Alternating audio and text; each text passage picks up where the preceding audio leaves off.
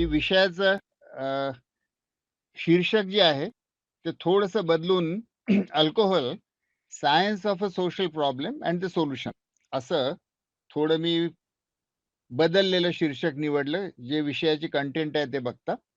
मी बोलीन मराठीत, पण स्लाइड्स इंग्लिशमध्ये राहतील. हे गांधीजींचं वाक्य खूप प्रसिद्ध आहे आणि दारूबंदीच्या समर्थनार्थ नेहमीच वापरलं जातं. फक्त त्याचा संदर्भ लक्षात घेतला पाहिजे, की 1930-40च्या दरम्यान स्वातंत्र्य युद्धाचा भाग म्हणून गांधीजींनी दारूबंदी हा एक कार्यक्रमही वापरला होता आणि तो 80 वर्षापूर्वीची दारूवरती उपाय काय, तर दारूबंदी ही त्यांची मान्यता होती.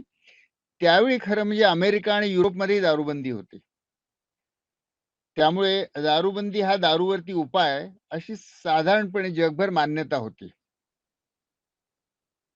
आणि नुकतंच प्रशांत किशोर यांनी एक वक्तव्य केलं आहे, की prohibition in Bihar is a failed policy.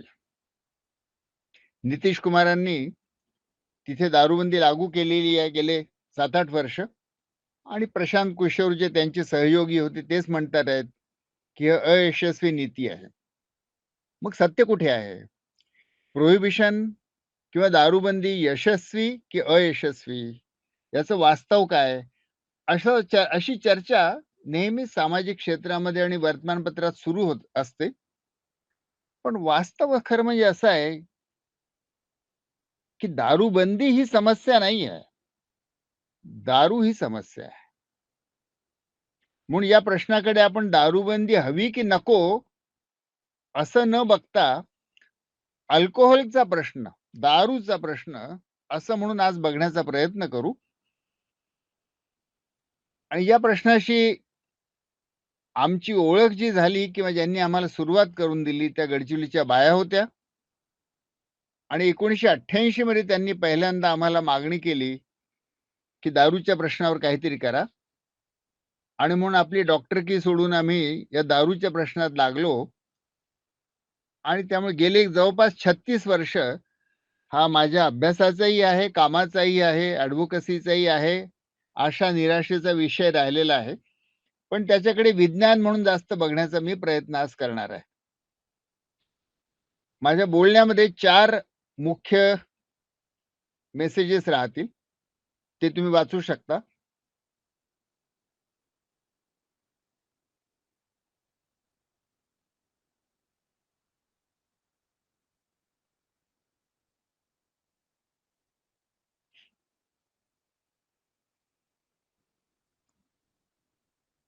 पुढे चालूया. अल्कोहोलच्या बाबतीत आज विज्ञान काय म्हणतं, याची थोडी आपण तोंडओळख. आणि विज्ञान जेव्हा मी म्हणतोय तेव्हा पॉप्युलेशन सायन्स किंवा एपिडेमॉलॉजी म्हणून विज्ञान काय म्हणत आहे, लोकांच्या आरोग्यासाठी दारूचा प्रश्न.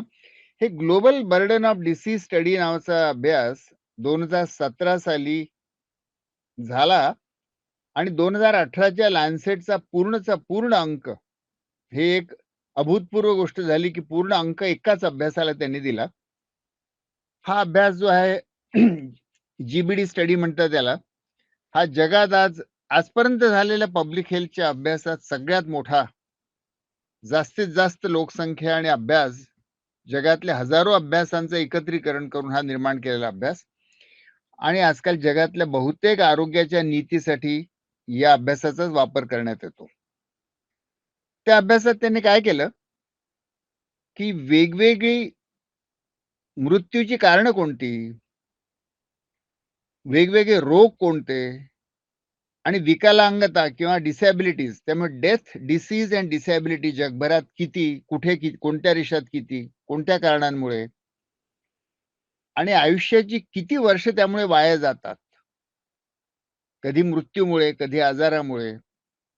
असं हिशोब काढून रोगनिर्मितीची प्रमुख कारणं आहेत त्याच्यात असं त्यांना दिसलं, की alcohol is one of the top 7 leading causes of death, diseases and disabilities globally. Tobacco हे नंबर 2 होतं, अल्कोहोल हे नंबर 7 होतं. आणि एवढंच नाही, तर वयोगट 15 ते 49 जो माणसाच्या उत्पादकतेचा, विकासाचा सगळ्यात भरातला काळ असतो, या वयोगटामध्ये हे मृत्यूचं नंबर 1 कारण आहे.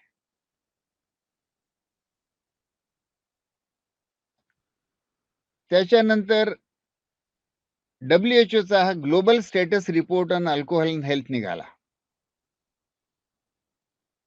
आणि त्याच्यामधली काही आकडेवारी मी फक्त उद्धृत करणार आहे, की आज जगामध्ये दरवर्षी अल्कोहोलमुळे 30 लाख मृत्यू होतात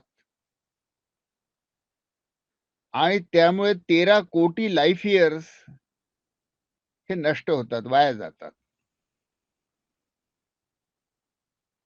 होणारे वेगवेगळे रोग कोणते? तर उजव्या बाजूला इथे तुम्ही बघाल, की वेगवेगळे रोग जे आहेत, अल्कोहोलमुळे होणारे वेगवेगळे रोग तुम्ही बघू शकता इथे, की जगात जेवढे सिरोसिस होतात त्यातले 48% हे अल्कोहोलमुळे आहे. तोंडाचे कॅन्सरपैकी 1/4 अल्कोहोलमुळे आहे. पॅनक्रियाटायटिस 1/4, टीबी मधले 20% हे अल्कोहोलमुळे आहेत वगैरे, वगैरे. आणि या साइडला तुम्ही बघाल, की जे वेगवेगळे रोग आहेत त्यातले पुन्हा अल्कोहल यूज डिसऑर्डर्स जे आहेत ते स्वाभाविकतः 100% अल्कोहोलमुळेच होतात. पण 18% आत्महत्या अल्कोहोलमुळे होतात. 18% इंटरपर्सनल व्हायलन्स जोडप्यामधली, घरातली किंवा बाहेरची मारामारी, खून. 27% ट्रॅफिक इंजुरीज अल्कोहोलमुळे होतात. तर अल्कोहोलमुळे वेगवेगळ्या प्रकारचे होणारे रोग आणि त्या रोगामधलं किती टक्के हे अल्कोहोलमुळे होतं, हे WHO आपल्याला सांगत आहे. भारतामध्ये याच रिपोर्टमध्ये भारताचे आकडे दिलेले आहेत आणि भारतामध्ये दरवर्षी जवळजवळ 3 लाख मृत्यू हे अल्कोहोलमुळे होतात आणि हे AAD म्हणजे अल्कोहल ॲट्रिब्युटेबल डेथ्स. अल्कोहोल दारूमुळे झाले असे ज्यांच्या बाबतीत म्हणता येईल असे मृत्यू.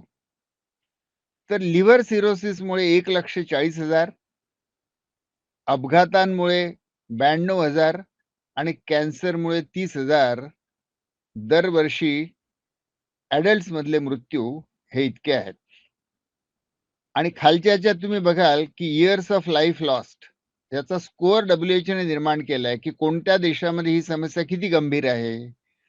तर सगळ्यात कमी गंभीर असेल तर 1 आहे, सगळ्यात जास्त असेल तर 5 आहे. भारत त्याच्यामध्ये 4थ्या नंबरवर येतो.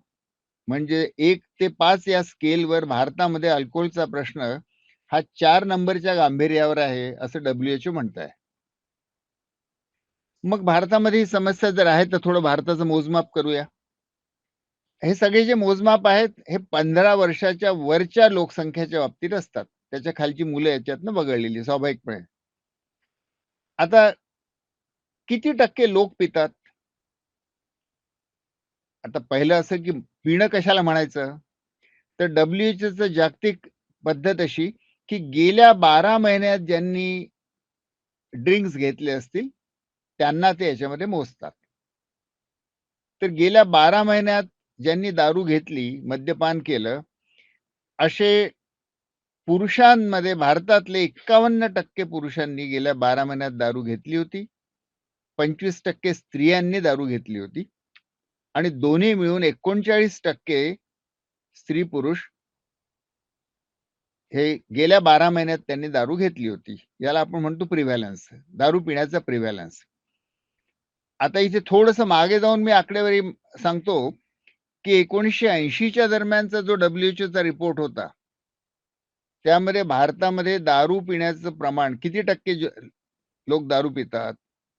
तर ते काहीतरी 19% होतं आणि ते आता दुप्पट झालेलं आहे. लोकसंख्या अनेक पटी वाढलीच आहे, पण हे किती टक्के लोक दारू पितात तेच प्रमाण दुप्पट झालेलं आहे. किती दारू पितात? तर भारतामधला 2000 ते 2018 या 2 याची आपण इथे तुलना बघणार आहोत. हा जो हिरवा बार आहे तो 2000 वर्षाचा आहे आणि हा जो पिवळा बार आहे तो 2018चा आहे. म्हणजे किती बदल घडला ते कळेल आपल्याला. इथे जी मांडळ आहे, स्केल आहे, ती लिटर्स पर इयर आहे. आणि लिटर्स ऑफ ॲब्सोल्यूट अल्कोहल. कारण दारूचं बिअरमध्ये, वाईनमध्ये कमी, रम, व्हिस्कीमध्ये जास्त, या सगळ्यांना इक्वल आणण्यासाठी प्यालेल्या दारूमध्ये ॲब्सोल्यूट अल्कोहल किती होतं, त्याची मोजणी केली जाते आणि किती लिटर ॲब्सोल्यूट अल्कोहल वर्षाला प्याले. ढोबळ मानाने देशादेशामध्ये एका पेगमध्ये दारू अल्कोहोलचं प्रमाण कमी जास्त असतं, पण ढोबळ मानाने 10 ग्रॅमचा एक पेग बनतो, एक ड्रिंक बनतो. म्हणजे लिटरला आपण जर 100 ने गुणलं, एका लिटरमध्ये ढोबळ मानाने 100 पेग किंवा ड्रिंक्स होतात. भारतामध्ये दोन्ही सेक्सेसचं जर घेतलं आपण, तर 2000 वर्ष इयर 2000 मध्ये 2.2 लिटर पीत होते. आता ते 5.6 लिटर्स पर इयर.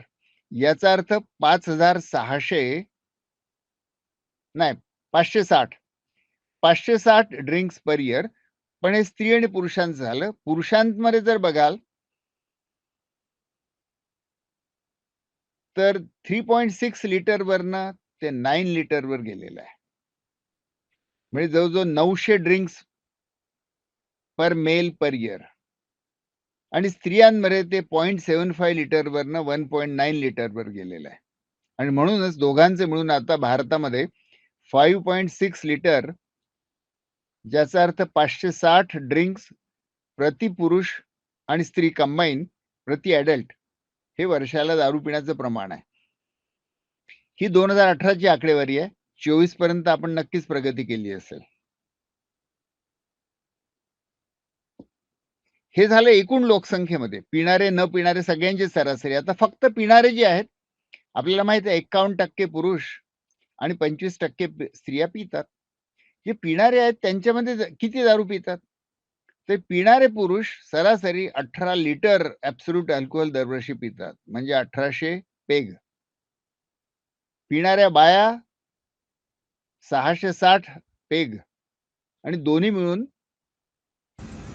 साधारणपणे 1460 पेग वर्षाला पितात. त्यामुळे आपल्या लक्षात येईल की दारू पिणारे जे पुरुष आहेत, त्यांच्यामधलं हे बर्डन अतिशय जास्त आहे. आणि पुन्हा ही सरासरी झाली. पिणाऱ्या पुरुषांमधली सरासरी झाली. याचा अजून नॉर्मल कर्व्ह जर काढला, तर ही सरासरी मध्यभागी झाली. सरासरीपेक्षाही जास्त पिणारे म्हणजे जवळजवळ याच्यातले निम्मे जे आहेत ते सरासरीपेक्षा जास्त पितात. त्यामुळे दारू पिण्याचं व्हॉल्यूम जे आहे, किती पेग्स प्याले जातात, तर सरासरी दारू पिणारा पुरुष हा 365 दिवसामध्ये जर 1800 पीत असेल, तर साधारणपणे 5 ड्रिंक पर डे वर्षभर पितो आहे. त्याचा स्वाभाविक एक परिणाम असा, की त्याच्यातनं गंभीर व्यसन निर्मिती होते. इथे शब्द जो वापरलाय डिपेंडन्स, त्याचा अर्थ असा होतो, म्हणजे दारूचे जे दुष्परिणाम होतात माणसावरती त्याच्या वेगवेगळ्या ग्रेड्स आहेत. तर अल्कोहोलचे दुष्परिणाम होणं त्याला अब्यूज म्हणतात, की दुष्परिणाम होतात तरी पितात. हार्मफुल ड्रिंकिंग म्हणजे गंभीर नुकसान होतात. आणि डिपेंडन्स म्हणजे असं की दारूशिवाय या माणसाचं चालतच नाही. दारू नाही घेतली तर त्याला विड्रॉल सिम्प्टम्स येतात, गंभीर त्रास होतो आणि सकाळी उठल्या-उठल्या त्याला पहिल्यांदा दारूच प्यावी लागते. त्याला आपण डिपेंडन्स म्हणतो. तर भारतातले 7% पुरुष आणि 0.4 जवळपास अर्धा टक्के बाया या डिपेंडंट झालेल्या आहेत. याचा अर्थ असा होतो, की भारतामध्ये जवळजवळ 4 कोटी स्त्री-पुरुष हे अल्कोहोल डिपेंडंट आहेत. म्हणजे गंभीर व्यसनी आहे. नुसते व्यसनी नाही, गंभीर व्यसनी आहेत. आणि प्रत्येक गंभीर व्यसनीचं पूर्ण कुटुंब याच्यामुळे प्रभावित होतं. असं जर लक्षात घेतलं तर अजून 16 कोटी कुटुंबीय प्रभावित आहेत. म्हणजे दारूमुळे एकूण 20 कोटी लोकं, 4 कोटी गंभीर व्यसनी आणि 16 कोटी त्यांचे कुटुंबीय, असं मिळून 20 कोटी लोकं दारूमुळे सरळ दारूग्रस्त आहे असं म्हणूया आपण. दारूचा आर्थिक विकासाशी देखील संबंध आहे. बऱ्याच वेळी दारूचं आर्ग्युमेंट असं दिलं जातं, की त्यामुळे उत्पन्न वाढ होते वगैरे, वगैरे. सरकारला उत्पन्न होतं. पण वर्ल्ड बँक आणि WHO दोघांचे काही निष्कर्ष असे, की समाज जसा आजच्या युगामध्ये समाज जसा विकसित होतोय आर्थिकदृष्ट्या, ते जास्त दारू प्यायला लागतात. आणि म्हणून उदाहरण व्हिएतनाम 2002 साली ते 2016 साली या काळामध्ये व्हिएतनामने झपाट्याने आर्थिक विकास केला आणि दारू पिणाऱ्यांचं प्रमाण म्हणजे किती लोकसंख्या दारू पिते, किती टक्के लोकसंख्या, ते 46% वरून 77% लोकसंख्या दारू प्यायला लागली. भारताचं भवितव्याचा ग्राफ कसा राहणार आहे, याचा थोडा अंदाज येतो, की भारतामध्ये आपण आज पाहिलं, की 51% पुरुष दारू पितात. ते काही वर्षांमध्ये 77% होईल. तर आर्थिक विकासासोबत दारू पिण्याचं प्रमाण वाढत जात आहे, असं आजच्या युगामध्ये घडत आहे. दुसरा असा निष्कर्ष त्यांचा, की कोणत्याही समाजामध्ये दारू जेवढी दारू तेवढीच दारू जरी असेल, तरी सगळ्यात जास्त नुकसान हे गरीब माणसाचं होतं. म्हणून दिवसाला 3 ग्लास प्याले, तर गरिबाचं नुकसान हे श्रीमंतापेक्षा जास्त होतं. आणि तिसरं असं, की अल्कोहोल हे ह्युमन कॅपिटलला घात करतं, नुकसानकारक आहे. आणि माणसाची प्रॉडक्टिव्हिटी कमी होते, उत्पादकता कमी होते. म्हणून त्या अर्थाने अल्कोहोल हे खरं म्हणजे आर्थिक विकासाला बाधक आहे. अगदी थोडंसं डायग्रेशन करून तुम्हाला उदाहरण शेअर करतो, की सोव्हिएत युनियन असताना सोव्हिएत युनियनचं पर कॅपिटा प्रॉडक्टिव्हिटी कमी व्हायला लागली. सोव्हिएत युनियनची लाईफ एक्सपेक्टन्सी कमी व्हायला लागली. इन्फंट मॉर्टॅलिटी रेट वाढायला लागला. हे इतकं भयानक झालं, की सोव्हिएत रशियाने आपली आकडेवारी जाहीर करणं बंद करून टाकलं. त्यावेळी मिखाईल गोर्बाचेव राष्ट्राध्यक्ष होते किंवा सेक्रेटरी होते कम्युनिस्ट पार्टीचे. आणि त्यांचा निष्कर्ष असा, की हे मुख्यतः व्होडकामुळे होत आहे. रशियन माणूस प्रचंड व्होडकाच्या आहारी गेला होता आणि म्हणून त्यांनी 80च्या दशकामध्ये रशियामध्ये आंशिक दारूबंदी लागू करण्याचा प्रयोग केला आणि त्यामुळे दारूचं प्रमाण कमी झालं रशियातलं. पण मग येल्त्सिन आले. येल्त्सिन स्वतःच दारुडे होते. त्यांनी पुन्हा दारू सुरू केली. पुन्हा इतकी वाढली, की 2011 मध्ये पुटिन आणि मेदवेदेव हे त्यावेळचे राष्ट्राध्यक्ष होते. त्यांनी पुन्हा रशियामध्ये आंशिक दारूबंदी लागू करून दारू पिण्याचं प्रमाण 55% कमी करायचं असं राष्ट्रीय ध्येय. कारण मुख्य कारण असं, की रशियाची आर्थिक प्रॉडक्टिव्हिटीच त्यामुळे कमी होते आहे, असा रशियाचा निष्कर्ष होता. भारताच्या बाबतीत याची एकूण आर्थिक कॉस्ट काय पडते अल्कोहोलची? तर हे काही वैज्ञानिक आहेत, पीजीआय चंदीगड आणि एम्स दिल्लीचे. तिथले अर्थशास्त्रज्ञ आणि कम्युनिटी मेडिसिनचे प्रमुख डॉक्टर राजेश कुमार कम्युनिटी मेडिसिनचे प्रमुख आहेत. तर त्यांनी इंटरनॅशनल जर्नल ऑफ ड्रग पॉलिसीमध्ये प्रकाशित केलेला हा निबंध आहे, की अल्कोहोलचा आरोग्यावरती दुष्परिणाम आणि एकूण भारताला अल्कोहोलची किती किंमत भरावी लागते. आणि त्यांचा निष्कर्ष असा, की वर्ष 2011 पासून 2050 या 40 वर्षाच्या काळामध्ये भारतामध्ये अल्कोहोलचा परिणामतः मृत्यू वाढतील आणि त्यामुळे जवळ-जवळ 26 कोटी लाईफ इयर्स वाया जातील, नष्ट होतील. आणि जे माणसं मेले नाही, पण दारूमुळे काम करू शकत नाहीत किंवा रोगराई होते, त्याला मोजण्याचं मोजमाप आहे क्वालिटी ॲडजस्टेड लाईफ इयर्स. म्हणजे आयुष्याची किती वर्ष ही मेले जरी नाही, पण वाईट झाली, रोगग्रस्त झाली, अपंगता आली, तर 55 कोटी लाईफ इयर्स हे साध्य होतील जर दारू पूर्णपणे थांबवता आली तर. म्हणजे दारूमुळे एवढे जाणार 55 कोटी life years, quality life year ही त्याची किंमत राहील आणि दारू थांबवू शकलो आपण, तर 55 कोटी लाईफ इयर्स क्वालिटी ॲडजस्टेड हे गेन करता येतील. त्यांनी याची आर्थिक किंमत काढली आहे आणि हे आकडे थोडेसे डोक्यात मावायला कठीण आहे. दारूच्या आरोग्य दुष्परिणामांची ट्रीटमेंटची मेडिकल कॉस्ट ही 40 वर्षामध्ये पुढच्या 3,000 अब्ज रुपये पडणार आहे. समाजाला एकूण जे दारूचं किंमत भरपाई करावी लागते. मेडिकल उपचार ही एक गोष्ट झाली. पण माणूस लवकर मेला तर समाजाचं नुकसान झालं. अपघात समाजाचं नुकसान झालं. गुन्हा केला, खून केले, चोरी केली, वेडा झाला, आत्महत्या केली. अनेक पद्धतीने दारूमुळे समाजाला भुर्दंड भरावा लागतो. तो सगळा जर मोजला तर त्यांचं म्हणणं आहे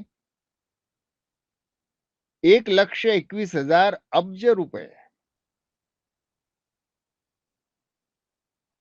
आणि जर राज्य सरकारांना याच्यातनं कर मिळतो. म्हणून ते उत्पन्न धरलं समाजाचं आणि ते याच्यातनं वजा केलं तरी नेट सोसायटी कॉस्ट जी आहे, ती तरी राहते 98,000 अब्ज रुपये. आणि भारताचं जी-डी-पी वाढतो आहे आणि तरी देखील ही जी किंमत आहे दरवर्षीच्या हिशोबात जर पाहिली तर ही 1.5% जी-डी-पी. त्यामुळे भारताला अल्कोहोलची किंमत ही 1.5% जी-डी-पी पडते आहे आणि पुढचे 40 वर्ष पडणार आहे, असा त्यांचा निष्कर्ष. आर्थिक किमतीशिवाय उत्पादकतेचं नुकसान, दुसऱ्यांना जे नुकसान होतं, दारू पिणारा स्वतःचं नुकसान करतोच करतो, पण कुटुंबियांचं करतो, रस्त्यावरच्या इतर माणसांचं करतो जेव्हा तो अपघात करतो. आपण जेव्हा वाचतो, की सलमान खानने दारू पिऊन गाडी चालवली आणि फुटपाथवर 8 माणसं मेली. तर there is a third party damage because of alcohol. दारूमुळे भारतातल्या निवडणुका डिस्टॉर्ट होतात. आणि सगळ्यांना माहीत आहे म्हणून विस्ताराने मी जाणार नाही. पण मतदानाच्या अगोदरच्या 2-3 दिवसामध्ये खुलेआम दारू वाटली जाते आणि दारू वाटून मतं विकत घेतली जातात, विशेषतः पुरुषांची. दारूचा पैसा अनेक राजकीय पक्षांकडे किंवा उमेदवारांकडे दारूचा पैसा असतो आणि दारूच्या पैशाच्या भरवशावर ते इलेक्शन लढवतात. एकेकाळी दारूचे गुत्तेदार जे होते दुकानदार, ते उमेदवाराला, पक्षाला पैसे द्यायचे. मग स्वाभाविकपणे ती माणसं हुशार आणि बनेल असल्यामुळे त्यांनी विचार केला, की हे काही योग्य नाही. आपणच उमेदवार बनून जायचं. आणि म्हणून हळू-हळू अनेक पक्षांमध्ये, नाव तर मी आता घेणार नाही, पण अनेक पक्षांमध्ये अनेक जागी स्थानिक राजकीय नेते जे आहेत, ते हळू दारूचे दुकानदार, दारू कॉन्ट्रॅक्टर्स हेच मुळी राजकीय नेते झाले.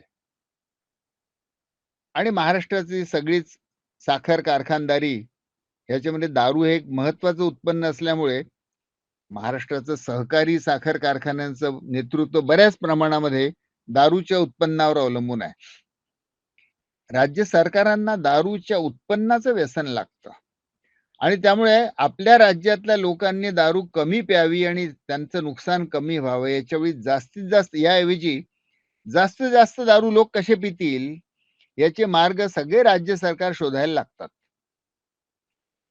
एक जुनी आठवण मला, की देवीलाल हरियाणाचे मुख्यमंत्री असताना तर त्यांनी ग्रामपंचायतींना इन्सेंटिव्ह ऑफर केला होता, की तुमच्या गावात खपलेल्या प्रत्येक दारूच्या बाटली मागे एवढे पैसे तुम्हाला मिळतील. तर राज्य सरकार अल्कोहोल वाढवण्याचा प्रयत्न करायला लागतं. एक दारूचा गंभीर नुकसान असं आहे, की जे बहुतेक वेळा बोललं जात नाही. पण गडचिरोलीच्या बायांना माहीत होतं, अनुभवलं होतं त्यांनी, म्हणून त्यांनी आमच्या मागे लागले, की दारू जोपर्यंत आहे, तोपर्यंत स्त्रियांची सुरक्षितता आणि त्यांचा सहभाग सामाजिक कोणत्याही गोष्टीमध्ये हे धोक्यात पडतात. आणि दारूमुळे बायांना जो घरी मार खावा लागतो, अपमान सहन करावा लागतो. निर्णय प्रक्रियेत तिला घरातही भाग घेता येत नाही, कारण दारू प्यायलेला नवरा तिला चूप बसवतो, हिंसा करतो. गावातल्या ग्रामसभा अटेंड करताना नेहमीच बघायला मिळतं, की 1-2 दारुडे ग्रामसभेत आले, की अख्ख्या गावाची ग्रामसभा ते विस्कळीत करतात. आणि या नागव्या माणसाच्या तोंडी कोणी लागावं? जो लागेल त्याचा अपमान होईल भर गावामध्ये, म्हणून कोणी बोलत नाही. स्त्रियांना संध्याकाळी बाहेर पडणं यासाठी एकटं अंधारात कठीण, की दारू प्यायलेला पुरुष इज्जतीवर हात टाकू शकतो. आणि आता निर्भया कांड जे दिल्लीचं झालं सगळ्यांनाच माहीत आहे. पण निर्भया कांडच्या शेवटी छोट्याशा अक्षरात फुटनोट होती, की ज्या 4 मुलांनी तो अत्याचार त्या मुलीवर केला होता, ते सगळेच्या सगळे दारूच्या नशेत होते. आणि काळजीपूर्वक जर बघाल तर बहुतेक वेळा स्त्रियांच्या खुनाच्या किंवा बलात्काराच्या ज्या बातम्या असतात त्याच्यामध्ये कुठेतरी असतं एक छोटंसं वाक्य, की अत्याचारी हे दारूच्या नशेत होते. अत्याचारीला शिक्षा होते ते बरोबरच आहे. पण ज्या दारूमुळे ते अशा प्रकारचं वर्तन करण्यासाठी उद्युक्त होतात म्हणा म्हणा किंवा तसला मूर्खपणा करतात, त्या दारूच्या बाबतीत समाज मात्र सहसा बोलत नाही. पण स्त्रियांची सुरक्षितता आणि सहभाग हे दिवसेंदिवस महत्वाचं होत चाललंय जगामध्ये, भारतामध्ये, गावांमध्ये आणि त्याच्यामध्ये एक मोठा अडथळा दारू आहे. आणि म्हणून आपण असा निष्कर्ष काढू शकतो, की तंबाखूविषयी मी बोललो नाही, पण तेही त्याच लाईनीत येतं, की तंबाखू आणि दारू हे आता निव्वळ थोडे सुखाचे 2 क्षण घ्यायचे म्हणून 2 झुरके मारा किंवा 2 ग्लास प्या आणि रिलॅक्स व्हा, अशा प्रकारचे पदार्थ राहिले नाहीयेत. आणि खरं म्हणजे आधुनिक काळातले ते कॉलरा आणि प्लेग आहेत. आणि ते गरिबी, रोग, मृत्यू आणि स्त्रियांच्या विरुद्ध हिंसा हे निर्माण करतात. म्हणून त्यांच्याकडे बघण्याचा दृष्टिकोन विज्ञानाच्या नव्या माहितीच्या आधारे त्यांच्याकडे बघण्याचा दृष्टिकोन गंभीररित्या बदलण्याची गरज आहे.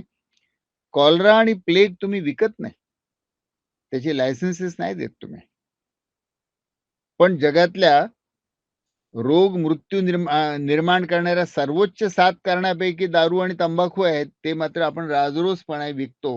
पण या दोन्ही पदार्थांच्या बाबतीत विज्ञानामुळे आणि जसं-जसं आयुर्मान वाढताय तसं-तसं नॉन कम्युनिकेबल डिसीज, असंक्रामक रोग, ब्लड प्रेशर, हृदयरोग, लकवा, कॅन्सर, मानसिक रोग हे सगळे वाढत चालले आहेत आणि याच्यामध्ये सगळ्यांमध्ये दारूचा एक मोठी भूमिका आहे. आणि म्हणून बदललेल्या परिस्थितीमध्ये आता तंबाखू आणि दारू यांना कॉलरा आणि प्लेगच्या जागीच मानून त्याच्याविषयी विचार केला पाहिजे. असं असूनही भारतातले नियोजनकर्ते, धोरणकर्ते किंवा पुढे जाऊन तर मी असंही म्हणेन, की शहरी भागातली सुशिक्षित जो मध्यम वर्ग आहे, ओपिनियन मेकर्स आहेत, वर्तमानपत्रातले संपादक आहेत, न्यायाधीश आहेत, डॉक्टर्स आहेत, पत्रकार आहेत, वकील आहेत. ते सगळे सहसा दारूला गांभीर्याने घेत नाहीत. याचं कारण आर्थिक त्याचे जे काही साटेलोटे आहे, ते सोडूनच द्या. पण काही काही बौद्धिक भ्रम आहेत, मिथ्स आहेत. 3 जे दारूच्या बाबतीत किंवा अल्कोहोलच्या बाबतीत भ्रम आहेत. त्यातला 1 नंबरचा भ्रम आहे, की अल्कोहोल इज अ स्टिम्युलंट आणि अल्कोहोल घेतल्यामुळे तरतरी येते, उत्साह येतो, सृजनशीलता वाढते, आनंद जीवनातला वाढतो. पण अल्कोहोल हे स्टिम्युलंट आहे का याच्याविषयी वैद्यकीय विज्ञान एक अगदी उलट्या निष्कर्षाला पोहोचलेलं आहे आणि आजची गोष्ट नाहीये, बऱ्याच काळापासून आहे. आपण असल्या कथा ऐकतो बघा, की कोणी माणूस अर्धवट बेशुद्ध सापडला, तर त्याला मग थोडी ब्रँडी पाजली, तर तो तरतरीत झाला. कलाकार लोक सृजनशीलतेसाठी दारू घेतात. मग त्यांची सृजनशीलतेची त्यांची कल्पनाशक्ती वाढली वगैरे, वगैरे. तर अल्कोहोलच्या बाबतीत वैद्यकीय विज्ञान असं म्हणतं, की alcohol is a brain depressant आणि ते मेंदूला उत्तेजना देत नाही. ते मेंदूला डिप्रेस करतं. पण तरी लोक म्हणतील, "आम्हाला तर अनुभवायला येतं. आम्हाला उत्तेजित वाटतं." बरोबर आहे, वाटतं. कारण it depresses, selectively depresses at the beginning. Alcohol selectively depresses your self control. आपल्यामध्ये बायोलॉजिकली, जैविकरित्या जगण्यासाठी ब्रेक्स आहेत, की धोका घेऊ नका. सामाजिकदृष्ट्या आणि संस्कृतीने आपल्याला शिकवलेलं आहे, की समाजात इतर लोकांशी वागताना विवेक बाळगा, संयम बाळगा. हे जे सगळे ब्रेक्स काही निसर्गाने दिले आहे सुरक्षिततेसाठी, काही समाजाने दिले आहे, संस्कृतीने दिलेले आहे आणि हे संस्कृतीने दिलेले ब्रेक्स जे आहेत विवेकाचे, हे निर्माण करायला लहानपणापासून सगळं शिक्षण, संस्कार, कुटुंबात संस्कार असं सगळं आपण देतो. अल्कोहोल नेमकं तो जो ब्रेक आहे, त्या ब्रेकला कमजोर करतो. विवेकाचा ब्रेक, काय योग्य आणि काय अयोग्य हे ठरवण्याचा ब्रेक आणि अल्कोहोल त्यामुळे मेंदूला या ब्रेकला डिप्रेस करत असल्यामुळे ब्रेकला डिप्रेस केलं तर ब्रेक कमजोर झाला. त्यामुळे माणसाला मोकाट सुटल्याचा अनुभव येतो आणि म्हणून अल्कोहोल स्टिम्युलेशनचा अनुभव देतो. ते अनुभव देतो हे खोटं नाही आहे. पण ते विवेकाला डिप्रेस करतं, मेंदूला डिप्रेस करतं अगदी पहिलेपासनं आणि जास्त तुम्ही प्यालात तर मग ते मेंदूचं एकूणच काम डिप्रेस होतं आणि शेवटी ते श्वास थांबवून माणूस मरतो. म्हणून अल्कोहोलचा सुरुवातीला माणसाच्या विवेक आणि ब्रेकचं डिप्रेशन, मग एकूणच मेंदूच्या विचारशक्तीचं डिप्रेशन आणि शेवटी श्वास थांबणं इथपर्यंत alcohol is not a stimulant but it's a depressant. दुसरं असं की हा व्यक्तीचा फ्री चॉईस आहे आणि इथे समाजाने पडण्याचं किंवा शासनाने पडण्याचं काय कारण आहे? प्रत्येक व्यक्तीला ठरवू द्या की त्याला सुख कशात शोधायचं. असा एक हा लिबरल सोसायटीचा अगदी स्टँडर्ड हा तर्क आहे. हा तर्क क्षणभर जरी स्वीकारला, मी क्षणभर यासाठी म्हणतोय की याच्या मर्यादावर येऊ आपण नंतर. पण क्षणभर जरी स्वीकारला, तरी अल्कोहोल खरं म्हणजे पहिला पेग घेण्याच्या अगोदर फक्त माणसाला फ्री चॉईस असतो, की मी घेऊ की नाही घेऊ. पहिला पेग घेतल्यानंतर आता माणसाचा पुढचा जो निर्णय शक्ती आहे ती दारूने प्रभावित आहे. So now alcohol is making the free choice. माणूस निवड करत नाही, अल्कोहोल निवड करत आहे किंवा माणसाची निवड ही अल्कोहोलद्वारा प्रभावित आहे. आणि म्हणून खरं म्हणजे वस्तुतः दारू पिण्याचं स्वातंत्र्य हा मुळी भ्रमच आहे. दारू पिल्यामुळे उलट माणसाचं स्वातंत्र्य जातं. So there is no free choice to drink. Actually, when you drink, you sacrifice your capacity to make free choice. कारण नंतरचे निर्णय तुम्ही करतच नाही आहात. नंतरचे निर्णय जे आतमध्ये अल्कोहोल शिरलंय आणि तुमच्या मेंदूवर स्वार होऊन तुम्ही अल्कोहोल आता पुढचे निर्णय तुमचे प्रभावित करताय. म्हणून free choice in case of alcohol is a myth. तिसरं असं की एक मॉडरेट ड्रिंकिंग हे आरोग्यासाठी चांगलं आहे. त्यामुळे मृत्यू कमी होतात, हृदयरोग कमी होतात, अशी मांडणी 90च्या दशकामध्ये बरीच झाली. त्यामुळे अनेक डॉक्टर लोक पिणाऱ्यांना एक कारण मिळालं आणि डॉक्टरही कधी-कधी असं म्हणायला लागले, की 2 ग्लास घ्या, हृदयरोग कमी होईल. पुढे याचे विश्लेषण झाले आणि ते The Lancetमध्येही प्रकाशित झाले आहेत आणि इतरही जर्नल्समध्ये प्रकाशित आहेत. त्याचा थोडक्यात निष्कर्ष असा, की मॉडरेट ड्रिंकिंगमुळे मृत्यू कमी होतात, रोग कमी होतात असं म्हणणाऱ्या 7 गंभीर अभ्यासांपैकी 6 अभ्यास हे अल्कोहोल इंडस्ट्रीने फायनान्स केलेले होते. दुसरं, की या सगळ्या अभ्यासांचं एकत्र आणून त्यांनी जेव्हा मेटा एनालिसिस केलं, तेव्हा असं दिसलं, की हृदयरोगामुळे होणारे मृत्यू कमी झाले असं त्यांच्या डेटात दिसत होतं. पण वस्तुतः एकूण मृत्यू वाढले होते. म्हणजे मी हृदयरोग मला कमी होईल, पण इतर मृत्यूच्या कारणांचं प्रमाण वाढेल. ब्रेन हेमोरेज वाढेल, कॅन्सर वाढेल, सुसाईड वाढेल, म्हणजे मृत्यूचं प्रमाण वाढतं. हृदयरोगाचा जो फायदा होतो, हाही जो भाग होता, पुढे त्याचं अजून त्यांच्या डेटा विश्लेषण लक्षात आलं, की हा सार्वत्रिक नाही आहे हा फायदा. फक्त white Caucasian men in the age group of 35 to 55 बस इतक्या छोट्याशा ग्रुप पुरता म्हणजे ढोबळ मारणं जगाच्या एकूण लोकसंख्येच्या फक्त 10% लोकांना हा फायदा मर्यादित आहे. स्त्रियांमध्ये, एशियन्समध्ये आणि भारतीयांमध्ये दारू प्यायल्याने हृदयरोगाचा धोका कमी होतो असं नाही, उलट वाढतो असंच सापडलेलं आहे. त्यामुळे दारू पिण्याच्या बाबतीत अनेक काही गैरसमज सुशिक्षित समाजाच्या मनात आहेत. अजून एक गोष्ट ते जे लक्षात घेत नाहीत, हा जो फ्री चॉईसचा मुद्दा आहे, की your free choice always has to be limited by harm to others. दुसऱ्यांना नुकसान होत असेल असं फ्री चॉईस करण्याचा मला काही अधिकार नाहीये. मग मी रोडवरती गाडी 200 किलोमीटरच्या गतीने का चालवायची नाही? कारण दुसऱ्याला त्रास होईल. रात्री जोरजोराने लाउडस्पीकर का लावायचे नाही शहरामध्ये? कारण दुसऱ्यांना त्रास होतो. पण माझ्या फ्री चॉईसला दुसऱ्यांवरती त्याचा काय परिणाम होतो याचं एक बंधन आहे. सरकारच्या अनेक नीतींमध्ये आहे.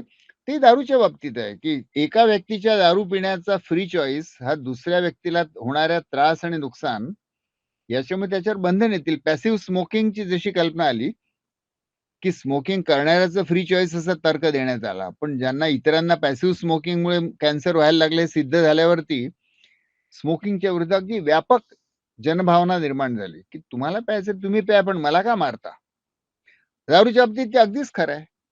दारू पिणाऱ्याच्या वर्तनामुळे घरातल्या कुटुंबियांचं, इंटिमेट पार्टनरचं, रोजगार देणाऱ्याचं, नोकरी देणाऱ्याचं, कामावरच्या इतर सहकाऱ्यांचं, रस्त्यावरच्या लोकांचं, सगळ्यांचं नुकसान होतं.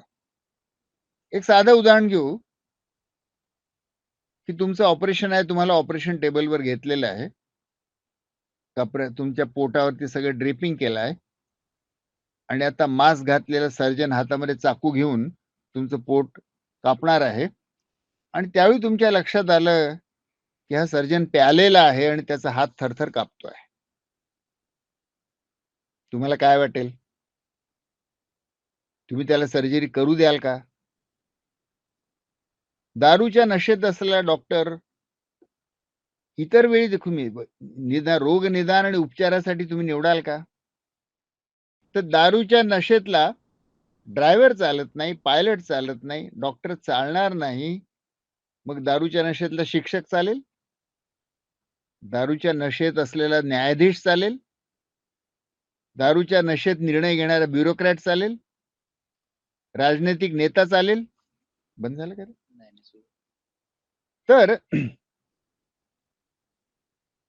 सगळे समाजातली विविध जी कामं आपण करतो, एका मशीनवर काम करणारा कामगार आहे. एका उंच भिंतीवरती बांधकामावरती वरच्या मजल्यावर काम करणारा कामगार आहे. तो दारू प्यायलेला चालेल? त्यामुळे एका माणसाच्या दारू प्यायल्यामुळे इतरांचं भरपूर नुकसान होऊ शकतं. पुढे मी काही उदाहरणं घेतली डॉक्टरांची, न्यायाधीशांची, ब्युरोक्रॅटची. पत्रकारांचा, संपादकांचा विचार करता येईल, की त्यांनी दारू पिऊन संपादकीय लिहिलं, समाजाला चालायला पाहिजे. आणि तरी देखील या सगळ्या वर्गामध्ये दारू पिण्याचा फ्री चॉईस जणू काही त्यांचा आहे आणि नुकसान मात्र इतरांचं आहे. म्हणून विचार करणाऱ्या बुद्धिवादी वर्गामध्ये दारूच्या बाबतीत जे वृत्ती आहे, चिंतन आहे, त्याच्यावरती पुनर्विचार करण्यासाठीही काही मुद्दे आहेत. हा जो मुद्दा होता, की दारू प्यायल्यामुळे मृत्यूवरती काय परिणाम होतो? आणि जे म्हणण्यात आलं होतं, की मृत्यूचं प्रमाण कमी होतं. दि लॅन्सेटने या सगळ्या अभ्यासांचं एकूण ग्लोबल बर्डन ऑफ डिसीज मधनं माणूस किती दारू पितो, हे इथे जे खाली आहे, हे alcohol consumption gram per weak आहे. एका आठवड्याला किती ग्रॅम अल्कोहोल घेतलं आणि इथे मृत्यूचा धोका. तर तुम्ही बघाल, की 300, 350 ग्रॅम पर वीक पिणाऱ्याचा धोका सगळ्यात जास्त आहे आणि 200 ग्रॅम पर वीक घेणाऱ्याचा म्हणजे 20 पेग आठवड्याला, म्हणजे दिवसाला 3 पेग. म्हणजे जे मानलं होतं, की मॉडरेट ड्रिंकिंगमुळे धोका कमी होतो, ते खोटं आहे. उलट धोका वाढतो. आणि इव्हन 150 ग्रॅम पर वीक तरी धोका जास्त आहे. 100 ग्रॅम पर वीक तरी धोका जास्त आहे. 100च्या खाली आलं तर इथे पुन्हा वाढलं आणि शेवटी अंतिमतः बेसलाईनला येतं झिरो ड्रिंक. आणि म्हणून लॅन्सेटने निष्कर्षच काढला, की the risk threshold for alcohol consumption, the combined analysis of individual participant data from हजार लक्ष, जवळजवळ 6 लक्ष लोकांचा, करंट ड्रिंकर्सचा हा अभ्यास केलेला आहे. 83 अभ्यासांचं एकूण संकलन आहे. आणि याच्यावरने लॅन्सेटने निष्कर्ष काढला, संपादकीयच लिहिलं, की no level of alcohol consumption improves health and the only safe level of consumption is zero drinking. WHOच्या युरोपियन ऑफिसने देखील आता नुकतं स्टेटमेंट काढलेलं आहे, की when 1 glass of alcohol harms and the only safe level of drinking is zero drinking. आणि world health असेंब्लीने 2022 साली world health assembly म्हणजे सगळ्या 194 किंवा 200 देशांच्या सरकारांची मिळून झालेली असेंब्ली. तिने प्रस्ताव पारित केलाय, की त्याने जे ड्राफ्ट रिझोल्यूशन प्रस्तावित केलंय त्याच्यात म्हटलंय, की it aims to reduce the harmful use of alcohol by 20%. पुढच्या हे 22चं आहे, म्हणजे पुढच्या 8 वर्षामध्ये 20% दारूचे दुष्परिणाम कमी करण्याचा त्यांनी निर्धार केलाय. आणि हा दुष्परिणाम म्हणजे काय? याची व्याख्या थोडी महत्वाची आहे. ती व्याख्या अशी आहे, की drinking that causes डेट्रिमेंटल health and social consequences for the drinker, the people around the drinker and the society at large. म्हणजे मी थर्ड पार्टी डॅमेज म्हणत होतो, तर ते चक्क WHO आपल्या व्याख्येत, वर्ल्ड हेल्थ असेंब्लीने आपल्या व्याख्येत घेतलेलं आहे, की नुकसान स्वतःचं आहेच आहे, पण इतरांचं जर असेल, अवतीभोवतीच्या लोकांचं किंवा समाजाचं जर एकूण होत असेल नुकसान, तर ते हार्मफुल यूज ऑफ अल्कोहोल आहे. आणि त्या व्याख्येने आपण पाहिलं, की अल्कोहोलचे किती सामाजिक दुष्परिणाम आहेत. आता मग इथपर्यंत आपण आलो, मग प्रश्न हा उरतो, की मग अल्कोहोल हार्म कशी कमी करता येईल?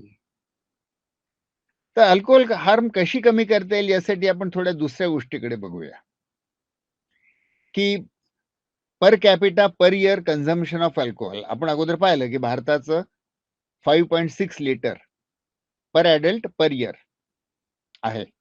म्हणजे 560 ड्रिंक्स पर ॲडल्ट पर इयर. म्यानमारचं 4.8 लिटर आहे. श्रीलंकाचं 4.3 लिटर आहे. पण नेपाळचं 2 लिटर आहे. इंडोनेशियाचं 0.8 लिटर आहे. भूतानचं 0.6 लिटर आहे. पाकिस्तानचं 0.2 लिटर आहे. आणि बांगलादेशचं 0 लिटर आहे. 0 कसं शक्य आहे? पण WHO म्हणतं, हे सगळे आकडे WHOचे. आणि याच्यात WHO पुन्हा अजून म्हणतंय, की we are including in this the recorded and unrecorded. अनरेकॉर्डेडचा अर्थ इल्लीगल. त्यामुळे कायदेशीर आणि बेकायदेशीर हे सगळंच अल्कोहोल सर्व्हेच्या आधारावरती त्याच्यामध्ये ते अंतर्भूत करतात. तर आपल्याला असं दिसतं, की हा गट विरुद्ध हा गट बघूया आपण. 2 लिटर, 1 लिटरपेक्षा कमी. आणि पुढे तर वर्ल्ड हेल्थचा जो रिपोर्ट आहे, WHO रिपोर्ट 2022चा, त्याच्यामध्ये देशांची यादी आहे, की per capita per year alcohol consumption किती? तर 27 देश असे आहेत, की ज्यांचं अल्कोहोल कन्झम्पशन हे 1 लिटरपेक्षा कमी आहे पर कॅपिटा पर इयर. म्हणजे हे अशक्य नाहीये. 27 देश आहेत आणि 43 देश, हे 27 धरून 43 देश असे आहेत, की ज्यांचं per capita per year consumption 2 लिटरपेक्षा कमी आहे. म्हणजे हे करण्यासारखं आहे. 43 देशांनी काहीतरी केलंय. काय केलंय त्यांनी? तर त्यांच्या ज्या काही नीती आहेत, शासकीय नीती, आणि दुसरं म्हणजे त्या देशाची संस्कृती आणि धर्म. वस्तुतः इस्लाम धर्म, बौद्ध धर्म, जैन धर्म, हिंदू धर्म, शीख धर्म, इतर अनेक धर्मांमध्ये असल्यासही मला माहीत नाही. पण या सर्व धर्मांमध्ये दारू पिणं निषिद्ध मानलेलं आहे. आणि अनेक संस्कृतींमध्ये खरं म्हणजे आपल्या लहानपणी जरी आपण गेलो, तरी आपल्या लहानपणी भारतामध्ये दारू पिणं निषिद्ध मानलं जात होतं सामाजिकदृष्ट्या. तर समाजातले नॉर्म्स, संस्कृती, धर्म आणि धर्माची शिकवण आणि शासकीय नीती, या सगळ्यांमुळे दारू पिण्याचं प्रमाण अतिशय कमी ठेवता येतं. ते शून्यच व्हावं हे सोडून देऊ, पण ते 2 लिटर जर पर कॅपिटा पर इयरच्या खाली गेलं, तर त्याची ती दारू ही मोठी सामाजिक समस्या बनण्याच्या, मग तो प्रश्न सुटतो. दुसरी एक पद्धत वापरली सरकारांनी, आणि हे WHO देखील म्हणतं, की तुम्ही जर टॅक्सेशन करून दारूची किंमत वाढवली, तर खप कमी होतो. हे बरोबर आहे. पण याचे 2 परिणाम होतात. खप तात्पुरता कमी होतो, पण काही काळाने, आता जसं पेट्रोलच्या भावाच्या बाबतीत होतं. पेट्रोलचे भाव वाढले, की काही काळ आपण कार, स्कूटर कमी चालवतो. पण शेवटी आपण ते स्वीकारतो आणि परत मूळ पदावर येतो. तसं दारूच्या बाबतीत होतं. आणि दुसरा दुष्परिणाम त्याचा असं, की सरकारांना टॅक्स ॲडिक्शन होतं आणि समाज हिताचा लक्षात ठेवण्याच्या ऐवजी सरकार दारू वाढवणं म्हणजे कर मिळणं याच्या नादात पडतं. याची आकडेवारी बघा, रिझर्व्ह बँकेची आकडेवारी, की भारतातले वेगवेगळे जे राज्य सरकार आहेत, हे सगळ्यांना माहीतच आहे असं मी मानतो, की एक्साईज म्हणजे मद्यनीती हा विषय सरकारच्या अखत्यारीत आहे आणि जी-एस-टीमध्ये त्यांनी बाकी सगळे उत्पन्न कर जरी केंद्र सरकारच्या ह्याच्यात घेतले किंवा जी-एस-टीमध्ये घेतले, इथे मात्र त्यांनी हे राज्य सरकारच्या अखत्यारीत ठेवलं आहे. सगळे राज्य सरकार हिरिरीने म्हणाले, की हे आमचंच उत्पन्न असलं पाहिजे. कारण राज्य सरकारांना त्याच्यावर अवलंबित आहेत राज्य सरकार आणि तुम्ही बघा वेगवेगळे जे राज्य आहेत, त्यांचं वर्षाला किती कोटी दारूचं उत्पन्न आहे एक्साईज टॅक्सचं आणि ते त्यांच्या राज्याच्या एकूण उत्पन्नाचं किती टक्के आहे? उत्तर प्रदेश 31,000 कोटी, कर्नाटका 20,000 किंवा 21,000 कोटी, महाराष्ट्र 17,000 कोटी आणि 17,000 कोटी आहे, पण एका टीव्हीवरच्या डिबेटमध्ये मी जेव्हा अनेक वर्षांपूर्वी जेव्हा एकनाथ खडसे हे एक्साईज मंत्री होते, मी असं म्हणालो, की महाराष्ट्र सरकारचं दारूपासनं कर 15,000 कोटी मिळतो. तर त्यांनी मला म्हटलं, "नाही, नाही डॉक्टर बंग, तुम्ही अंडर एस्टिमेट करता. आमचं उत्पन्न 22,000 कोटी आहे." तर त्याच्यामध्ये व्हॅट धरला, तर ते अजून जास्त येतं. पण व्हॅट नाही धरला, तर 17,000 कोटी महाराष्ट्राचं दारूपासनं उत्पन्न आहे वगैरे, वगैरे. आणि इथे खालचं दिसत नाहीये. पण 1,75,000 कोटी रुपये हे दारूपासनं राज्य सरकारांचं, वेगवेगळ्या राज्य सरकारांचं उत्पन्न आहे. आणि राज्यांच्या एकूण उत्पन्नाच्या 12.5% हे अल्कोहोलपासनं येत आहे. त्यामुळे 2-3 अपवाद सोडले, तर कोणतेच राज्य सरकार दारू कमी करण्याचा प्रयत्न करत नाहीये. त्यामुळे जणू काही लोकहित विरुद्ध सरकार अशी स्थिती निर्माण होते. दारूची उपलब्धीच कमी करा, म्हणजे लोक कमी पितील. हा एक 5वा त्याच्यावरती उपाय, जो व्यापक प्रमाणात लागू करता येऊ शकतो. उपलब्धी कमी करायची म्हणजे त्याला आंशिक किंवा पूर्णतः दारू नियंत्रण. पण तसं केलं तर काय होतं? बघा, अल्कोहोल इन सोसायटी 2 प्रकार आहेत. हे WHOचं क्लासिफिकेशन. फॉर्मल म्हणजे जे सरकारद्वारे लायसन्स्ड आहे आणि टॅक्स्ड आहे आणि इन्फॉर्मल म्हणजे सरकारद्वारे नियंत्रण ज्याचं होत नाही, रेग्युलेशन होत नाही. हे रेग्युलेशन होत नाही त्याच्यामध्ये एक आहे इलिसिट, गुन्हेगारीची दारू. पण दुसरी आहे, जी आदिवासींना पारंपरिक दारू पिण्याची मुभा आहे. तर ती ट्रॅडिशनल दारू. आता जर सरकारद्वारे लायसन्सची दारू आहे, कायदेशीर दारू आहे, ती काही राज्यांमध्ये त्याच्यावरती बंदी आहे. त्याला आपण दारूबंदी जे म्हणतो. गुजरातमध्ये आहे, बिहारमध्ये आहे, केरळामध्ये आंशिक आहे. वेगवेगळ्या राज्यांनी वेगवेगळ्या वेळी दारूबंदी आणली आणि काढली. पण ही दारूबंदी केली, तर आरोप असा, की हे दारूबंदीच्या ऐवजी इलिसिट दारू वाढते म्हणून इकडची दारू इकडे शिफ्ट होते. सरकारचंही उत्पन्न गेलं आणि समाजात बेकायदेशीर दारू वाढली. त्यापेक्षा दारूबंदी नको. असा एक साधारणपणे सूर सुशिक्षित वर्गाचा असतो. आपण बघूया एक हा अभ्यास अमेरिकन इकॉनॉमिक रिव्ह्यूमध्ये प्रकाशित झालेला. हे जे 3 तज्ञ आहेत, हे हार्वर्ड विद्यापीठ, पेनिसिल्व्हानिया विद्यापीठाचे क्रिमिनॉलॉजीचे प्रोफेसर आणि वर्ल्ड बँक असे 3 याच्यातले तज्ञ आहेत. आणि त्यांनी भारत सरकारची आकडेवारी वापरून, भारत सरकारचे 2 सोर्सेस, एक नॅशनल फॅमिली हेल्थ सर्व्हे, जे दर 5-6 वर्षांनी होत राहतात भारतामध्ये. त्याच्यामध्ये दारूशी संबंधित प्रश्न आहे. आणि दुसरं म्हणजे नॅशनल क्राईम ब्युरोची आकडेवारी. गुन्हे त्याच्यात जे नोंदवले जातात. त्यावरनं यांनी हिशोब काढला, की एखाद्या राज्यामध्ये दारूबंदी नव्हती आणि तिथे लागू केली, तर काय परिणाम झाला? किंवा कुठे दारूबंदी होती ती उचलली, तर काय परिणाम झाला? म्हणून दारूबंदीचा किती परिणाम होतो, हे त्यांनी भारत सरकारचीच आकडेवारी त्या राज्यांच्या बाबतीत, NFHS सर्व्हे आणि नॅशनल क्राईम ब्युरो त्यांचा निष्कर्ष असा, की निव्वळ दारूबंदी केली म्हणजे नुसते दुकानं बंद केले, दुसरे काहीही उपाय नाही केले, तरी दारू पिण्याचं प्रमाण 40% कमी होतं. जवळ-जवळ निम्मे होतं. मला एखादा उपाय सांगा, की ज्याच्यामुळे एक सामाजिक प्रश्न जर 40% कमी होत असेल, बालमृत्यू, कुपोषण, निरक्षरता किंवा गरिबी 40% कमी होत असेल, तर आपण त्या उपायाला काय म्हणू? प्रभावी म्हणू, की निरर्थक म्हणू? दुसरं त्या अभ्यासात असंही म्हटलं, की स्त्रियांच्या विरुद्ध जे गुन्हे होतात, जे नॅशनल क्राईम ब्युरोमध्ये रेकॉर्ड म्हणजे पोलिसांकडे रेकॉर्ड होतात. आपल्याला माहिती आहे, की मेजॉरिटी गुन्हे बाहेर जातच नाहीत घरातल्या हिंसाचाराविषयी.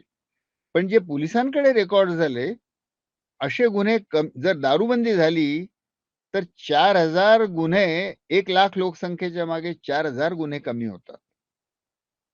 हा अतिशय मोठा आकडा आहे. मी निव्वळ चंद्रपूर जिल्ह्यासाठी त्याच्या आधारे आकडेवारी काढून एकदा मांडली होती. चंद्रपूरची लोकसंख्या 24 लक्ष. म्हणजे ढोबळ मानाने दारूबंदी उठवल्यामुळे चंद्रपूरमध्ये जवळ-जवळ 1,00,000 अत्याचार स्त्रियांवरती किंवा हिंसा गुन्हे वाढले चंद्रपूर जिल्ह्यामध्ये.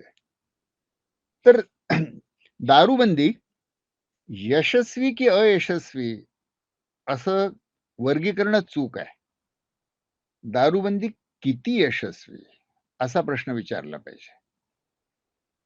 हा असं काळं की पांढरं असा प्रकार नाहीये. ज्याला आपण पर्सेंटमध्ये मोजलं पाहिजे. गरिबी किती टक्के कमी झाली असं म्हणतो आपण. निरक्षरता किती टक्के कमी झाली?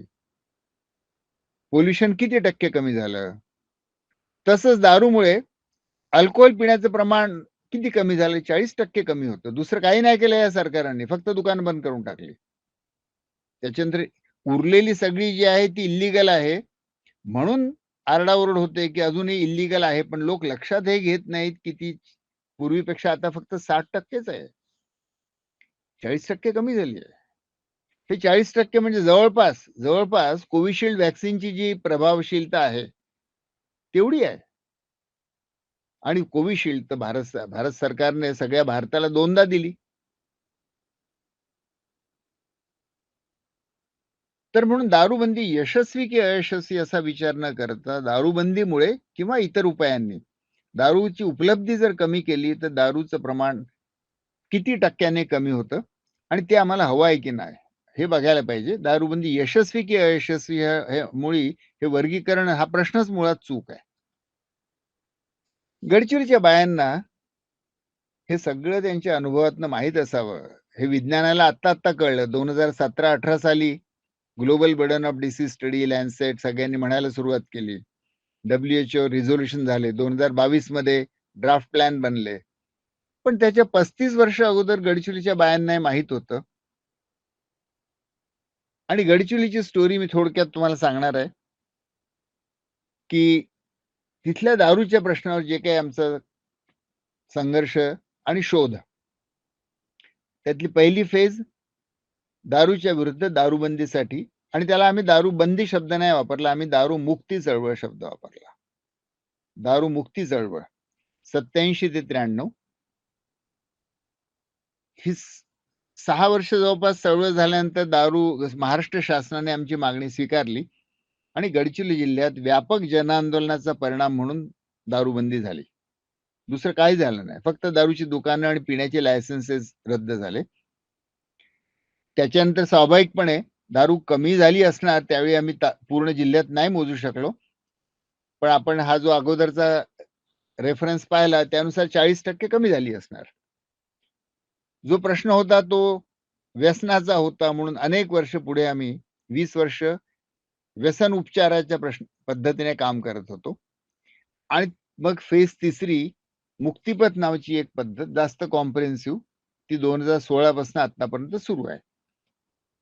गडचिरोली जिल्हा आता सगळ्यांना माहित आहे दुसऱ्या याच्यासाठी वापरलेलं म्हणून मोहा उपलब्ध जंगलामध्ये आणि सगळेच आदिवासी मोहाच्या ऋतूमध्ये मोहाची फुलं गोळा करतात, त्यांना वाळवतात. ही तुम्हाला ही ताजी दिसतात आहेत आणि ही वाळलेले मोह आहेत आणि त्यांना मग आपल्या स्वयंपाकघरामध्ये, कोठारामध्ये स्टोअर करून ठेवतात. त्याचा उपयोग अन्न म्हणूनही होतो, औषध म्हणूनही होतो, त्याची मिठाई बनते, बैलांना, गुरांनाही देतात आणि तरी मोठ्या प्रमाणात त्याचा उपयोग घरोघरी किंवा गावामध्ये सामूहिक कार्यक्रम असेल तर दारू पिण्यासाठी होतो. तर गेले 36 वर्ष आमचा शोध सुरू आहे की याच्यावर काय करावं?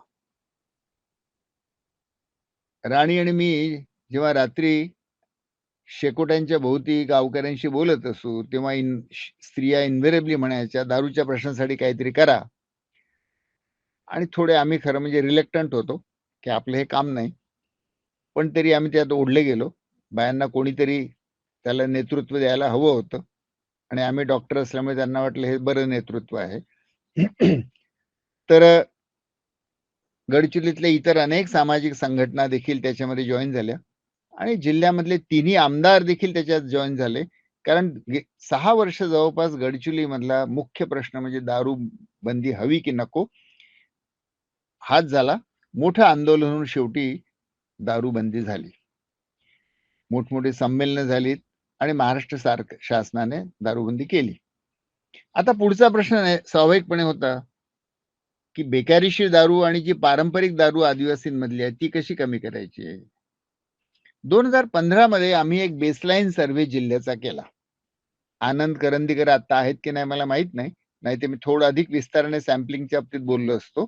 पण तरी अतिशय शास्त्रशुद्ध पद्धतीने मल्टी स्टेज क्लस्टर सॅम्पलिंग करून आम्ही जिल्ह्यातनं डिस्ट्रिक्ट सॅम्पल सर्व्हे करायला सुरुवात केली आणि ते 2015-16 पासून दरवर्षी आम्ही करतो. त्यामुळे आता 7वा सर्व्हे आमचा अॅन्युअल डिस्ट्रिक्ट सॅम्पल सर्व्हे झाला. मला वाटत नाही भारतात कुठेही असं झालेलं आहे. तर आम्हाला पहिल्या वर्षी काय सापडलं 2015-16 मध्ये? लक्षात घ्या दारूबंदी झाल्यानंतर जवळपास 22-23 वर्षानंतरची स्थिती आहे, की दारू पिण्याचं प्रमाण पुरुषांमध्ये, बायांमध्ये फारच नव्हतं म्हणून ते प्रश्न विचारणं देखील अपमानास्पद मानलं असतं बायांनी. म्हणून फक्त पुरुषांमध्ये मोजलं. 41% पुरुष दारू पीत होते. गेल्या 12 महिन्यात केव्हाही एकदा प्याले तरी दारू पीत होते. आपण ते जे अगोदर पाहिले, की दारूबंदीमुळे 40% कमी होते.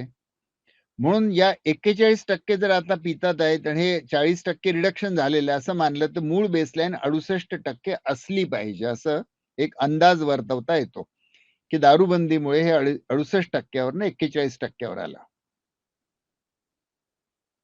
या हिशोबाने जिल्ह्यामध्ये 1,58,000 पुरुष दारू पीत होते. आणि खिशातनं त्यासाठी खर्च केलेला दारू विकत घेण्यासाठी केलेला आणि हे सगळं बेकायदेशीर दारू 82 कोटी रुपये. ही आमची बेसलाईन. याच्यासोबत तंबाखूचाही केला आम्ही हिशोब, पण तंबाखूमध्ये सध्या मी जात नाहीये. आणि म्हणून तंबाखू आणि दारू दोन्ही अजून पुढे कमी करण्यासाठी मुक्तिपथ नावाचा आम्ही एक इंटिग्रेटेड प्रोग्राम आखला. त्याचा हायपोथेसिस हाच, की एका मार्गाने निव्वळ दारूबंदी, निव्वळ व्यसन उपचार याच्याने प्रश्न पुरेसा सुटत नाही आणि अजून जास्त पूर्ण सोडवायचा असेल, तर इंटिग्रेटेड अप्रोच पाहिजे आणि तो नुसता दारू नाही, दारू आणि तंबाखू दोघांच्या बाबतीत हवा आणि त्याच्यामुळे आरोग्य आणि आर्थिक विकास दोन्ही होईल. म्हणून हे 2 स्पेसिफिक त्याचे गोल्स प्रिव्हॅलन्स कमी करणे आणि त्याच्यावर होणारा खर्च, खिशातून दारू विकत घेण्यासाठी होणारा खर्च, दारू, तंबाखू आणि ह्या आकडेवारी आणि हा प्लॅन घेऊन मी त्यावेळेचे मुख्यमंत्री देवेंद्र फडणवीसांना भेटलो. त्यांच्या घरामध्ये कॅन्सरचा इतिहास आहे. म्हणून त्यांना कॅन्सरच्या बाबतीत व्यक्तिगत संवेदनशीलता आहे. म्हणूनच त्यांनी नागपुरात नॅशनल कॅन्सर इन्स्टिट्यूटही सुरू केली आहे.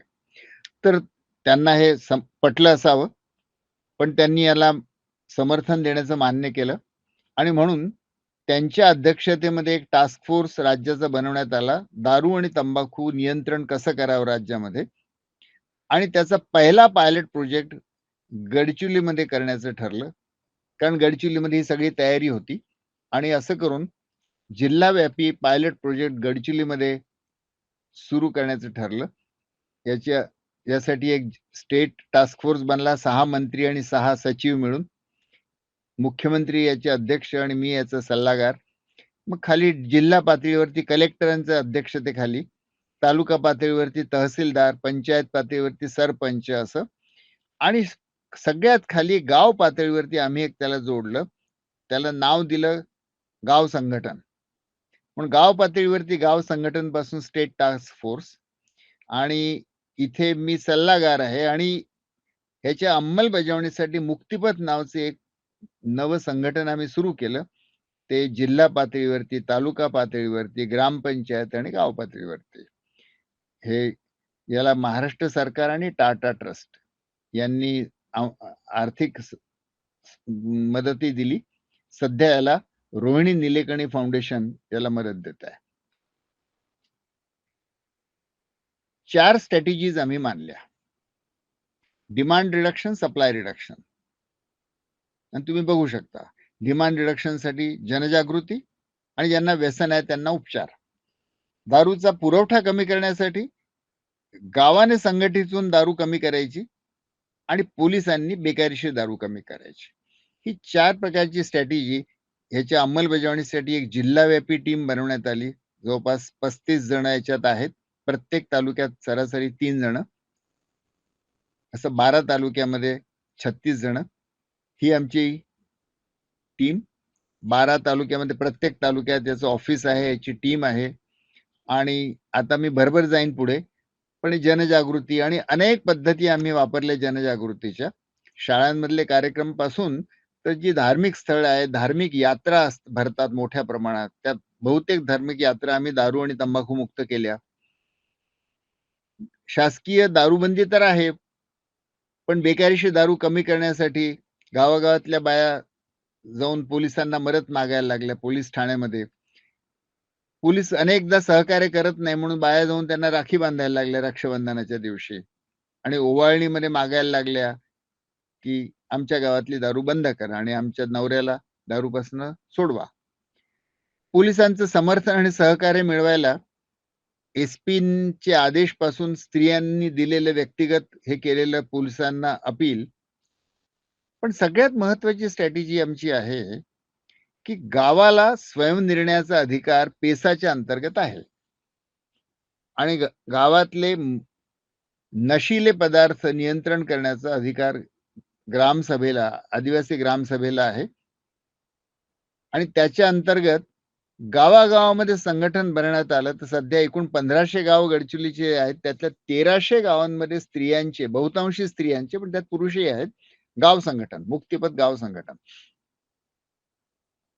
की जे गावातली पहिले ग्रामसभेचा प्रस्ताव करतात, गावात दारू नको हा निर्णय घेतात आणि त्याच्यानंतर त्याची अंमलबजावणी करतात. बेकायदेशीर दारू जी असेल तर जाऊन स्वतः पकडतात, कधी फोडतात, कधी पोलिसांमध्ये घेऊन जातात आणि कधी दंड करतात. आणि हे सगळं पेसा कायद्याच्या अंतर्गत त्यांना ग्रामसभा त्यांना अधिकार देते त्या करतात. याला आम्ही नावच दिलेलं आहे अहिंसक कृती. कारण याचा नाही तर नक्षलवाद्यासोबत त्याचा गैरसमज नको म्हणून अहिंसक कृती आहे. आणि याच्यामध्ये या स्त्रिया सगळ्यात जास्त सक्रिय आहेत. युवक त्यांना सहकार्य करतात. वेगवेगळ्या गावामध्ये दारूची होळी. हे एक गाव आहे ज्यांनी दारू आणि तंबाखू दोन्ही मुक्त झाले म्हणून जिल्हा परिषदेच्या अध्यक्षांच्या द्वारे आम्ही गावाचा सत्कार केला. आणि चौथी स्ट्रॅटेजी आहे व्यसन उपचार. व्यसन मुक्ती मी शब्द नाही वापरत आहे कारण तो गैरसमज आहे. व्यसनापासून मुक्ती नसते. त्याच्या विस्तारात आता जात नाही. पण अल्कोहोलिक अनॉनिमस जे 2 कोटी व्यसनींचं संघटन आहे, त्यांच्यापेक्षा अधिक कोणाला जास्त माहिती व्यसनाचं स्वरूप. ते म्हणतात की once an alcoholic always an alcoholic. आणि म्हणून व्यसन मुक्ती हा शब्द भ्रम निर्माण करणार आहे. त्याच्यामुळे खोटं आश्वासनही दिलं जातं आणि त्याहूनही वाईट की नंतर जेव्हा तो पुन्हा रिलॅप्स होतो, व्यसन मुक्तीविषयी गैरसमज पसरतो. म्हणून वस्तुतः ते आम्ही त्याला आता व्यसन उपचार आणि व्यसन मॅनेजमेंट म्हणतो. तर जिल्ह्याच्या 12ही तालुक्यामध्ये प्रत्येक तालुक्यात एक व्यसन उपचार क्लिनिक सुरू करण्यात आलं आणि शिवाय गावागावामध्ये जाऊन 1 दिवसाचं व्यसन उपचार क्लिनिक असे 891 गावांमध्ये व्यसन उपचार क्लिनिक झाले आणि एकूण 11,700 व्यसनींचा याच्यातनं उपचार झाला. हे गावामध्ये जेव्हा व्यसन उपचार क्लिनिक होतं त्याचा एक फोटो.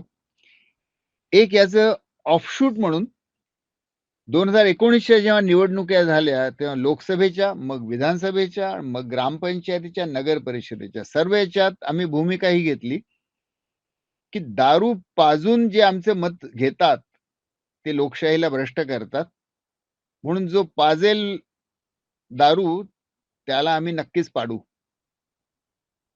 असं व्यापक जनजागृती करण्यात आली आणि सगळ्या उमेदवारांकडनं आम्ही लिखित वचन मागितलं, की मी निवडणुकीसाठी मतदानापूर्वी दारू पाजणार नाही, वाटणार नाही आणि निवडून आलो तरी आणि नाही आलो तरी मी दारूबंदीला समर्थन करीन आणि त्याचं अंमलबजावणी करीन. आणि सर्व लोकसभा इलेक्शन, विधानसभा इलेक्शन, ग्रामपंचायत इलेक्शन बहुतेक उमेदवारांची सह्या निवेदनावर आणि व्हिडिओ रेकॉर्डिंग करून घेतलाय आणि ते YouTubeवर टाकलाय. म्हणजे लोक त्यांना जाब मागू शकतात. आता या सगळ्या प्रयत्नांचा इम्पॅक्ट काय ते बघू आपण. जिल्ह्यामध्ये 1500 गावं, त्यातल्या 1300 गावामध्ये गाव संघटन झालेलं आहे. जवळ-जवळ 700 गावांमध्ये आता बेकायदेशीर दारूची विक्री नाही आणि पिणंही नाही. आणि हे मुख्यतः गावाच्या ज्या संघटना आहेत आणि स्त्रिया आहेत, त्यांच्या जागृत व्हिजिलन्समुळे शक्य झालं आहे. 355 गावांमध्ये गाव संघटन तर आहे, ते प्रयत्न करतात आहेत, पण अजून बंद नाही करू शकलेले. 360 गावं अशी आहेत, की जी आदिवासी गावांमध्ये त्यांच्यामध्ये सामूहिक पिणं अजूनही त्यांची परवानगी आहे त्यांच्या संस्कृतीमध्ये, पण विक्री नाही आहे. आणि 36 गावं अशी आहेत, की ते मात्र बेकायदेशीर दारू विकणे हाच मूळ मुख्य धंदा करतात आणि आजूबाजूच्या 4-5 गावांना विकतात. याचा दारू पिण्याचं प्रिव्हॅलन्स आणि पैशावरती परिणाम काय झाला, हे जे अॅन्युअल सर्व्हे वेगवेगळ्या वर्षी केले आणि फक्त पहिलं वर्ष आणि शेवटचं वर्ष याचे निष्कर्ष दाखवतो, की दारू पिण्याचं पुरुषांमध्ये प्रिव्हॅलन्स 15 वर्षाच्या वयोगटातल्या वरच्या, जे 2015 मध्ये 41% पुरुष पीत होते, ते आता 27% वर आलेलं आहे. म्हणजे बेसलाईन जी होती 41% पीत होते, त्यापेक्षा 33% 1/3 ने जवळपास हे कमी झालंय.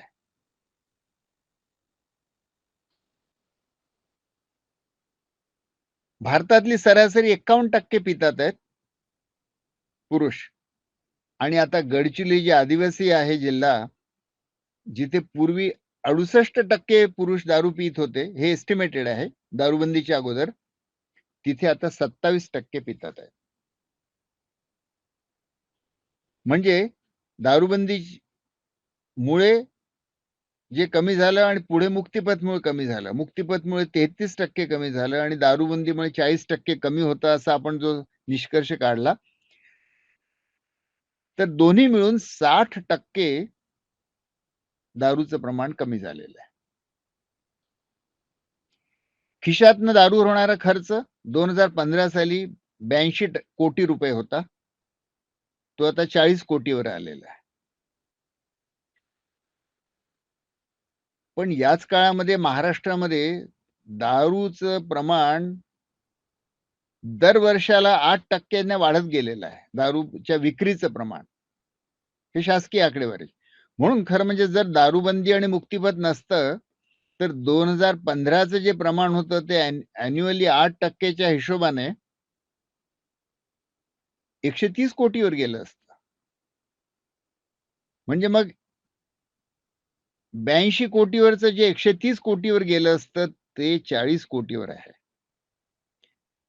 म्हणजे बेसलाईनच्या तुलनेत तर 42 कोटी रुपयाचं वार्षिक बचत आहे. पण ॲक्चुअली खरं म्हणजे हे अन्यथा हे 130 कोटी राहिलं असतं, मुक्तिपथ नसतं तर.